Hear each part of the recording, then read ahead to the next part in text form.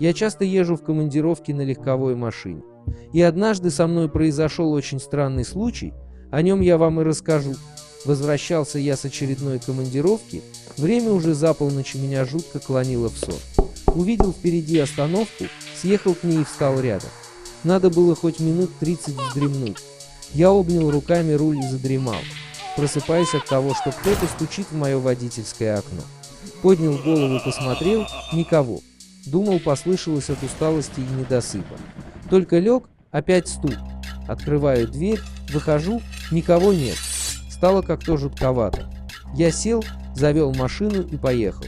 Отъезжаю буквально метров 50 и слышу грохот. Останавливаюсь, выхожу из машины и вижу такую картину. На том месте, где я стоял в остановку на всем ходу, влетел КамАЗ-зерновоз с прицепом. Вот так меня от гибели спас странный стук в окно.